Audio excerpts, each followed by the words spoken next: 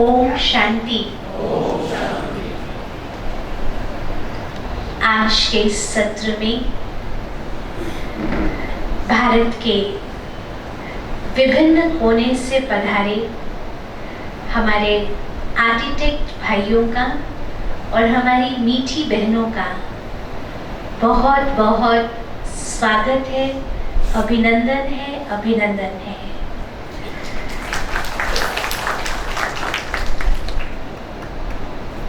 बहुत सुंदर विषय है, कर्म द्वारा दुआओं की प्राप्ति। सबसे पहले हम इस विषय पर चर्चा करेंगे कि आखिर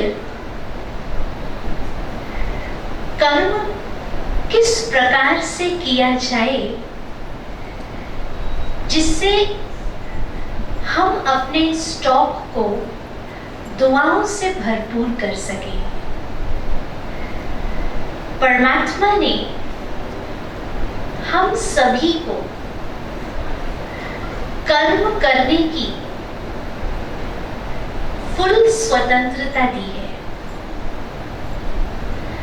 इस सृष्टि रूपी रंगमंच पर हम सभी अलग अलग नाम रूप वाला शरीर धारण करके पार्ट प्ले कर रहे हैं और हम सबको ये फुल फ्रीडम है कि हम जो चाहें वो कर सकते हैं, है कि नहीं? कर्म करने की पूरी स्वतंत्रता है, लेकिन किस बात की स्वतंत्रता नहीं है? हाँ, हम महसूस करते हैं कि कर्म करने के लिए भले इंसान स्वतंत्र है, लेकिन कर्म का फल भोगने के लिए परतंत्र है। वहां उसकी फ्रीडम नहीं है। गीता में भी भगवान ने कहा है कि न मैं मनुष्य आत्माओं के कर्म में इंटरफेयर करता हूं और न ही कर्म फल में इंटरफेयर करता हूं। मनुष्य जिस प्रकार का कर्म करता है उसी प्रकार से उसका फल तैयार होता है। लेकिन सबसे पहले हमें विचार करना है कि हमारे द्वारा जो कर्म हो रहा है और हमें जो जीवन में प्राप्तियां हो रही हैं, इन प्राप्तियों के पीछे कौन सी चीजें काम कर रही हैं? कई लोग कहते हैं जो कुछ हो रहा है भगवान की मर्जी से हो रहा है। आप में से कौन इस बात पर विश्वास रखते कि जो कुछ हो रहा है भगवान की मर्जी से हो रहा है? हाथ उठाइए। अच्छा, हमारे जीवन में जो कुछ भी हमें प्राप्त हो रहा है या संसार में जो कुछ भी हो रहा है, ये सब भगवान की मर्जी है ना? Very good. अच्छा, जो समझते कि हमें जो कुछ भी प्राप्त हो रहा है ये भगवान की मर्जी नहीं है, बल्कि हमारे कर्म अनुसार हमको प्राप्त हो रहा है, वो हाथ उठाइए। अच्छा, कुछ लोगों ने दोनों में हाथ उठाए। अभी दोनों लॉजिक तो राइट नहीं होगी ना। या तो जो कुछ भी हमें प्राप्त हो रहा है भगवान की मर्जी से, और या हमारे कर्म के अनुसार हमें प्राप्तियां हो रही हैं। कौन सी बात ज्यादा परफेक्ट लगती है? हाँ, कर्म के अनुसार। आप देखिए, अगर हम सबका भाग्य भगवान ने लिखा होता तो हम सबका भाग्य कैसा होता? हाँ, सपोज आप माता पिता हैं और आपके 2 बच्चे हैं। अगर आपको अपने दोनों बच्चों का भाग्य लिखने के लिए कहा जाए तो आप उनका भाग्य कैसा लिखेंगे? कैसा लिखेंगे? इक्वल लिखेंगे। ऐसा तो नहीं किसी का ज्यादा किसी का कम, नहीं। जब आप 2 बच्चों के माता पिता होने के नाते अगर उनका भाग्य इक्वल लिखेंगे तो परमात्मा तो सारे विश्व की आत्माओं का पिता है। अगर उसने हमारा भाग्य लिखा होता तो हम सबका भाग्य कैसा होता? सर्वश्रेष्ठ। हम सबके जीवन में जितनी भी प्राप्तियां होती वो सब एक जैसी होती, वो सब सर्वश्रेष्ठ होती। लेकिन हम सभी क्या देख रहे हैं? आज हर इंसान के जीवन के सिचुएशंस क्या है? अलग अलग है। तो हमें ये महसूस होता है कि जो कुछ भी हमारे साथ हो रहा है उन सारी चीजों के लिए रिस्पॉन्सिबल कौन है? कौन है? हम स्वयं हैं। हम जिस प्रकार से कर्म करते हैं उसी प्रकार से हम अपने जीवन के आगे की यात्रा को निर्धारित करते हैं। इसलिए अगर अपना हमें श्रेष्ठ भाग्य बनाना है, जीवन को संवारना है, आप सभी आर्किटेक्ट हैं, तो हमें अगर अपने जीवन को संवारना है तो सबसे पहले हमें किस बात पर ध्यान देना जरूरी है? सबसे पहले हमारा अटेंशन चाहिए हमारे कर्मों के ऊपर, क्योंकि कर्म का ही दूसरा नाम है भाग्य। एक श्रेष्ठ कर्म 100 गुना भाग्य का निर्माण करता है और एक गलत कर्म हमें दुर्भाग्य की ओर ले जाता है। इसलिए अगर जिंदगी को खूबसूरत बनाना है तो आवश्यकता है हम अपने जीवन में श्रेष्ठ कर्मों का बीज बोए। और जब हमारे कर्म श्रेष्ठ होंगे तो ऑटोमेटिकली हमें अनेक आत्माओं से दुआओं की प्राप्ति होगी, क्योंकि जीवन में दुआओं का बहुत बड़ा इंपॉर्टेंस है। आपने सुना होगा जहां दवा काम नहीं करती वहां कौन सी चीज काम करती है? दुआ काम करती है। कल आदरणीय दादी जी ज्ञान सरोवर में डॉक्टर्स के कॉन्फ्रेंस में पहुंची थी, तो उन्होंने बहुत अच्छी बात कही कि मेरा शरीर अब दवा से नहीं चल रहा है। आप सभी भी कल दादी जी से रूबरू हुए। 104 वर्ष की दादी ने अपना अनुभव सुनाया कि अब मेरा शरीर दवा से नहीं चल रहा है, मेरा शरीर कैसे चल रहा है? दुआओं से चल रहा है। तो जहां दवा काम नहीं करती वहां कौन सी चीज काम करती है? दुआएं काम करती हैं। इसलिए कहा गया जो काम दवा से हो न सके वो काम दुआ से होती है, और जब मिल जाए सद्गुण का साथ तो बात खुदा से होती है। ये है जीवन में दुआओं का बल। आपने महसूस किया होगा कई बार जीवन में वो क्षण आता है जब धन काम नहीं देता, संबंध काम नहीं देते, और व्यक्ति हर एक से ये गुजारिश करता है कि आप हमारे लिए क्या कीजिए? दुआ कीजिए। माना जैसे आप जीवन में जो कमाई करते हैं तो आप अपनी कमाई का कुछ % सेव करते हैं ताकि भविष्य में कोई भी सर्कमस्टांस आपके सामने आए तो अगर आपकी सेविंग्स होगी तो आपको किसी भी सिचुएशन में इन्वेस्ट करना इजी होगा। ऐसे ही दुआएं भी आपके जीवन में एक सेविंग अकाउंट है। जितना आपके पास दुआओं का बैलेंस होगा उतना आपके हर कर्म में आपको बहुत ही इजी महसूस होगा। आप हर कर्म में अपने आप को सफल महसूस करेंगे।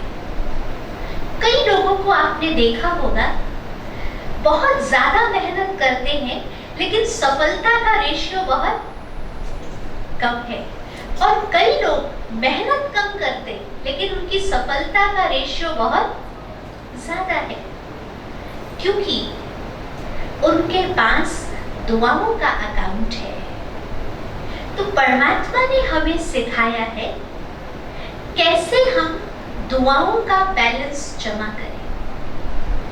तो जितना हम अपने कर्मों से औरों को सुख देंगे उतना क्या होगा, दुआओं का बैलेंस जमा होता जाएगा।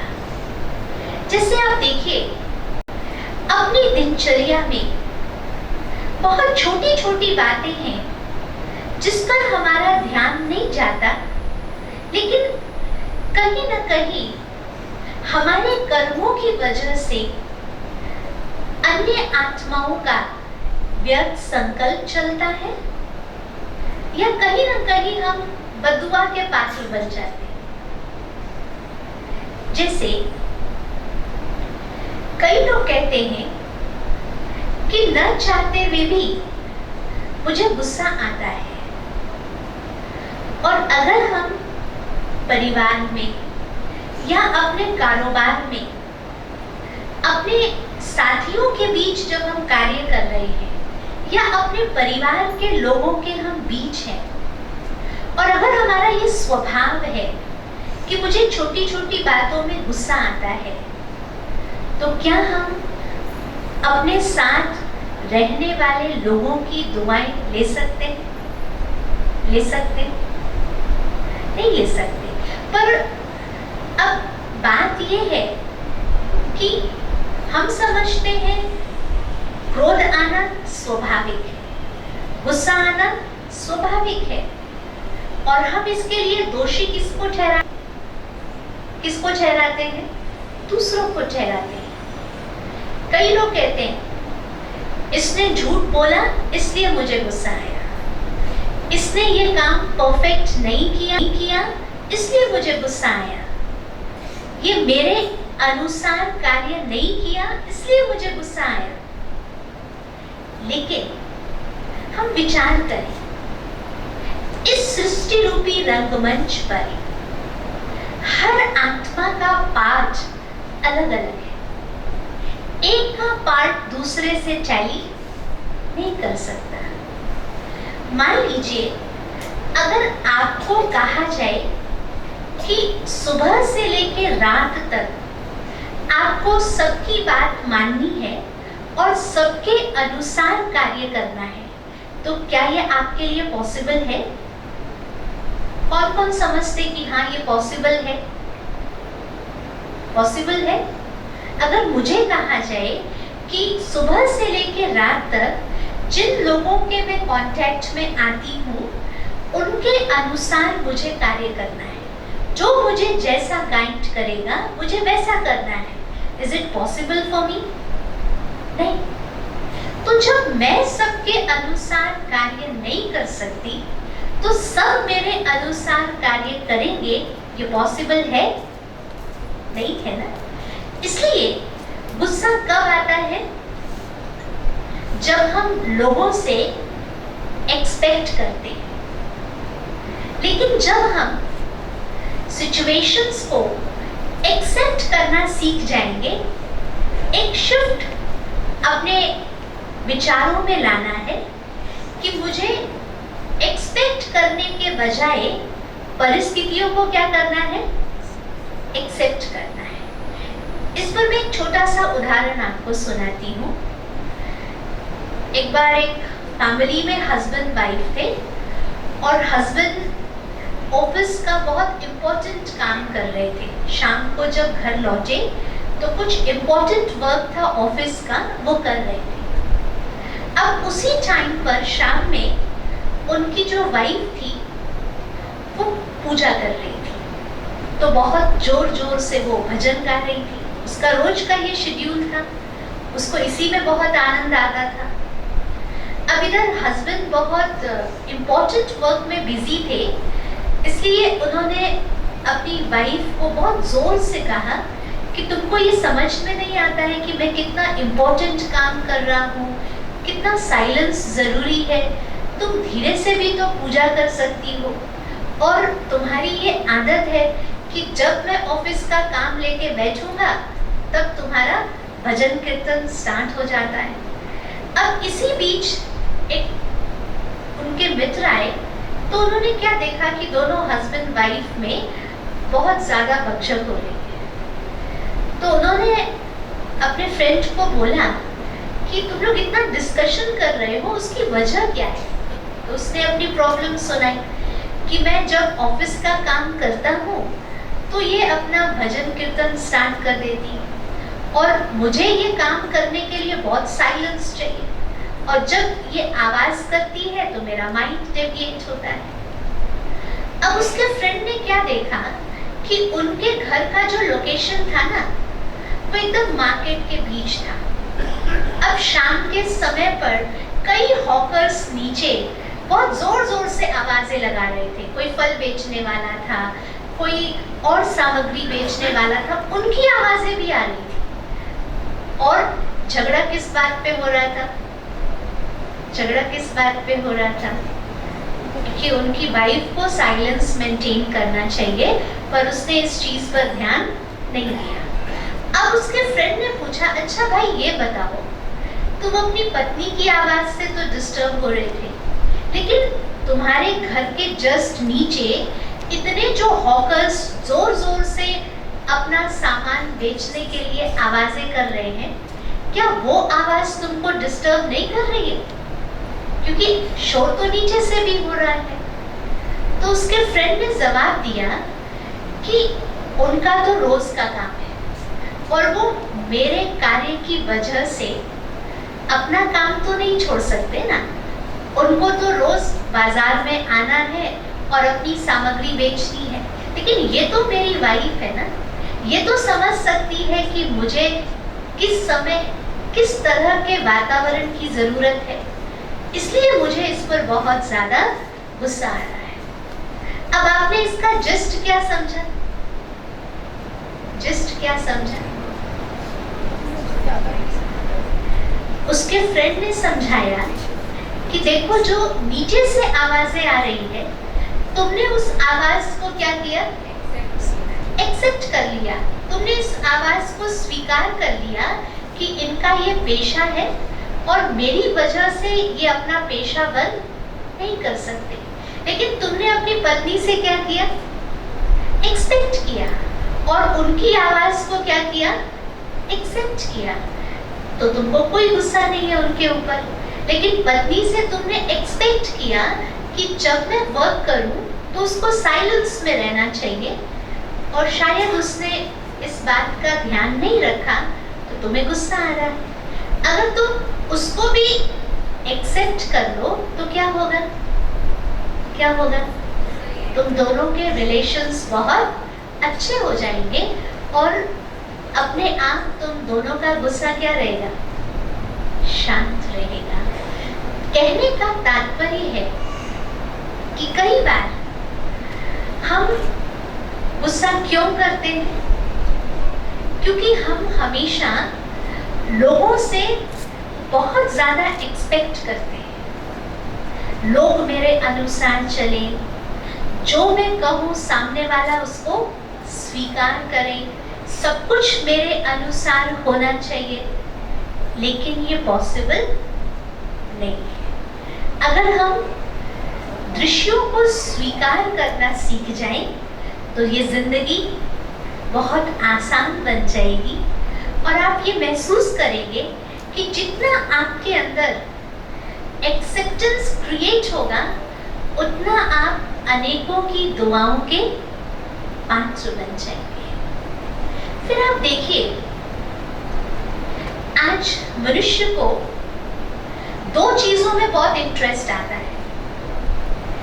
एक, प्रशंसा सुनने में, और दूसरा दूसरों की निंदा करने में। इसलिए प्रशंसा को भी रस कहा गया और निंदा को भी क्या कहा गया? रस कहा गया। परंतु हमारा व्यक्तित्व क्या बन गया है? हम अपनी प्रशंसा सुनना चाहते हैं, लेकिन ज्यादा टाइम हम औरों की क्या करते हैं? औरों की कमियां ढूंढते हैं, जिसको हम यूं कहें कि औरों की हम निंदा करते हैं।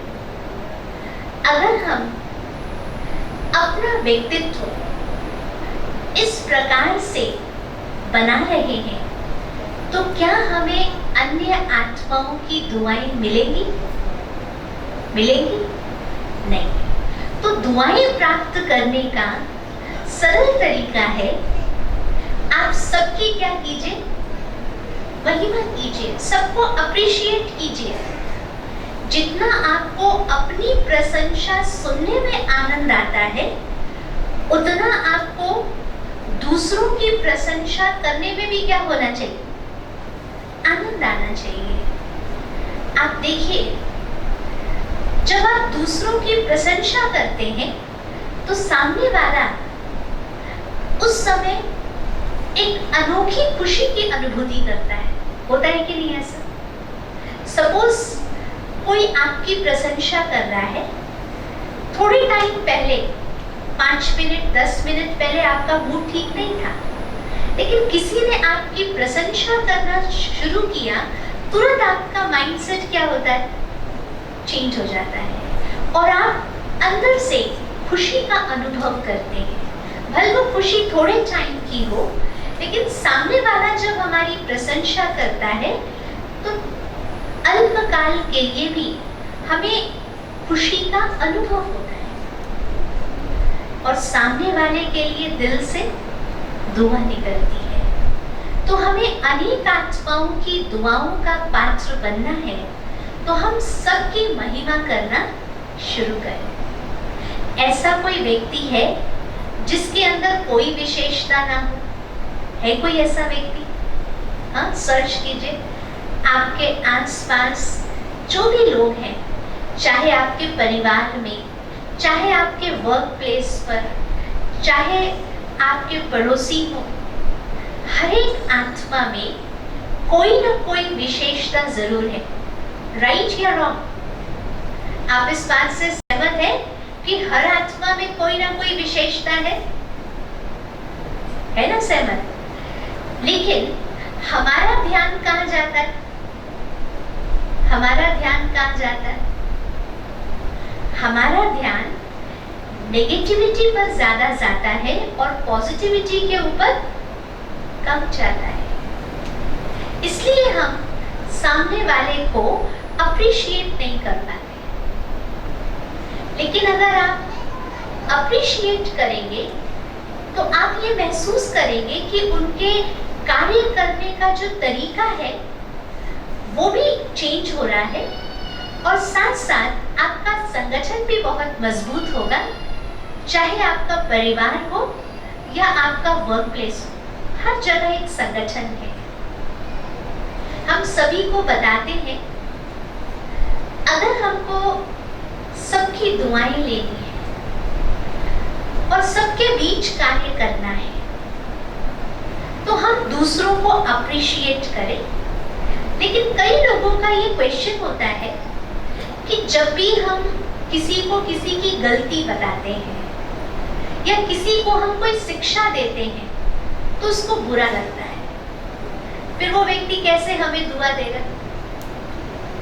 आज के समय में किसी को भी शिक्षा पसंद है क्या? हाँ, कोई शिक्षा सुनना चाहता है? नहीं, हर व्यक्ति सोचता है आई एम राइट, मैं राइट हूं। परिवर्तन कहाँ चाहिए? हम क्या सोचते हैं, परिवर्तन कहाँ चाहिए? सामने वाले में चाहिए। लेकिन आध्यात्मिक ज्ञान ने हमें बहुत सुंदर बात सिखाई।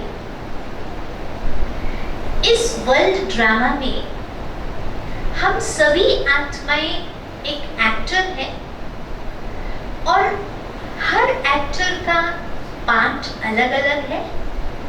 हर एक के कार्य करने का तरीका अलग अलग है और हर एक के अंदर विचार करने की जो शक्ति है, विचार करने की जो कला है, वो भी क्या है? डिफरेंट है। इसलिए कोई भी व्यक्ति गलत नहीं है, सब क्या है? अलग है। हमारे सोचने का तरीका डिफरेंट है और आपके सोचने का तरीका डिफरेंट है, लेकिन हमें साथ में काम करना है, साथ रहना है और सबकी दुआएं भी लेनी है। तो इसका बहुत वंडरफुल तरीका है। जब भी आप किसी को शिक्षा देते हैं तो शिक्षा देना माना बीज बोना। और जब आप धरनी में बीज बोते हैं तो बीज बोने से पहले क्या किया जाता है? बताइए क्या किया जाता है? धरनी को तैयार किया जाता है, उस पे हल चलाया जाता है। अगर डायरेक्ट आपने बीज बो दिया, धरनी पर हल नहीं चलाया, तो वो बीज प्रस्फुटित होगा? नहीं होगा ना। ऐसे ही जब भी आप किसी को शिक्षा दे रहे हैं, कोई अच्छी बात समझा रहे हैं, सामने वाले को उसकी कमी बता रहे हैं, तो उससे पहले क्या जरूरी है? क्या जरूरी है? उसके मन रूपी धरनी पर हल चलाना जरूरी है। कौन सा हल चलाएंगे? कौन सा हल चलाएंगे? आध्यात्मिक ज्ञान ने हमें सिखाया कि जब हम सामने वाले के मन रूपी धरनी पर प्रशंसा रूपी हल चलाएंगे तो शिक्षा रूपी बीज भी उसके मन के अंदर समा जाएगा। इसलिए जब भी किसी की कमी बतानी हो, पहले क्या करें? पहले क्या करें? अप्रिशिएट करें, उसकी महिमा करें और फिर उसकी कमी बताएं, तो सामने वाला अपनी कमी को क्या करेगा?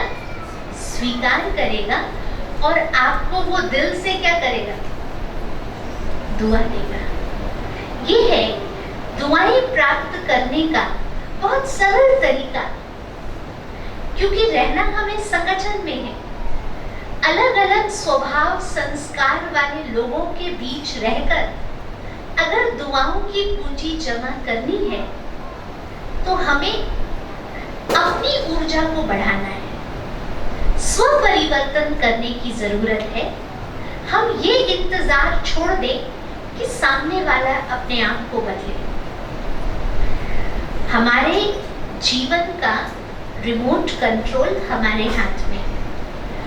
दूसरों के जीवन का रिमोट हमारे हाथ में नहीं है।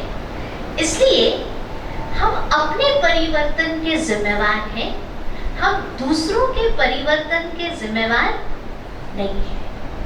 ये अलग सी बात है कि आप सबके लिए शुभ भावना रखिए, शुभकामना रखिए। आपकी शुभ भावनाएं कभी न कभी सामने वाले में परिवर्तन अवश्य लाएंगे। लेकिन आप अपने संकल्पों में हमेशा पॉजिटिविटी रखें, क्योंकि आप इस बात को आज पक्का कर लें, जैसा आप सोचते हैं, जिस प्रकार की बातें आप सुनते हैं और जैसा दृश्य आप देखते हैं, वैसा ही आपका व्यक्तित्व बनता है। और अगर आपको अपना श्रेष्ठ व्यक्तित्व बनाना है तो क्या करना होगा? हम अच्छा सोचें, अच्छी बातें सुने और दृश्य भी कैसा देखें? अच्छा देखें, कहते समाज को बनाने में कुछ लोगों की बहुत अहम भूमिका होती है। सबसे पहली भूमिका है चित्रकार की, क्योंकि जैसा चित्र होगा वैसा चरित्र होगा। दूसरी भूमिका है कलाकार की। कलाकार जिस प्रकार की कला का प्रदर्शन करता है उसी प्रकार का समाज बनता है। तीसरा बहुत महत्वपूर्ण योगदान है साहित्यकार का। जिस प्रकार के साहित्य की संरचना होती है उसी प्रकार से समाज को एक नई दिशा मिलती है। और सबसे इंपॉर्टेंट रोल किसका है? सबसे इंपॉर्टेंट रोल किसका है? सबसे इंपॉर्टेंट रोल है हम आत्माओं का, क्योंकि हमें अपने श्रेष्ठ संकल्पों के द्वारा नए विश्व का नव निर्माण करना है। जितना हमारा पॉजिटिव संकल्प होगा उतना हम अपने प्रयास से एक स्वर्णिम विश्व की संरचना कर सकेंगे। आप देखिए, आज का संसार कलयुग है। इस कलयुग को कलयुग किसने बनाया? किसने बनाया? किसी और ने बनाया? हमारे ही कर्मों की वजह से यह संसार क्या बन गया? कलयुग बन गया। और हमारे ही श्रेष्ठ कर्मों की वजह से यह संसार क्या बनेगा? सतयुग बनेगा।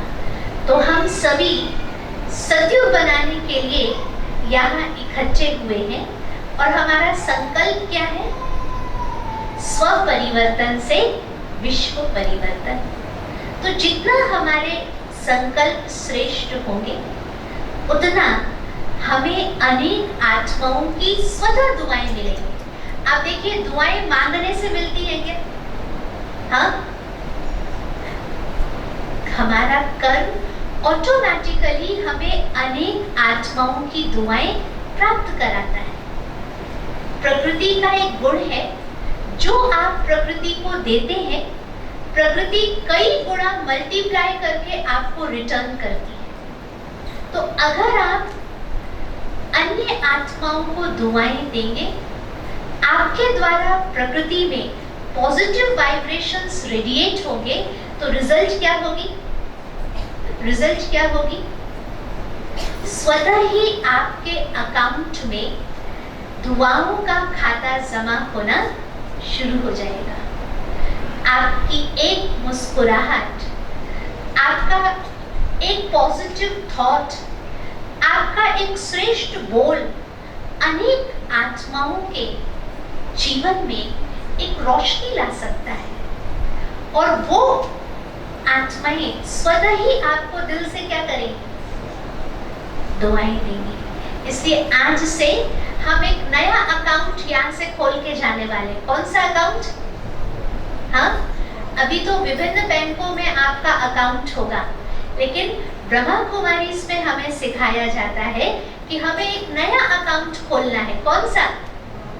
दुआओं का अकाउंट। और इस अकाउंट की बहुत सुंदर पॉलिसी है कि ये जिंदगी के साथ भी है और जिंदगी के बाद भी है। ये दुआओं की पूंजी आपको वर्तमान में भी साथ देगी और भविष्य में भी जब कुछ नहीं साथ देगा तो ये दुआएं ही आपके जीवन की यात्रा को उस मुकाम तक पहुंचाएंगी जहां आप पहुंचना चाहते हैं। तो सभी रेडी हैं इस अकाउंट को खोलने के लिए?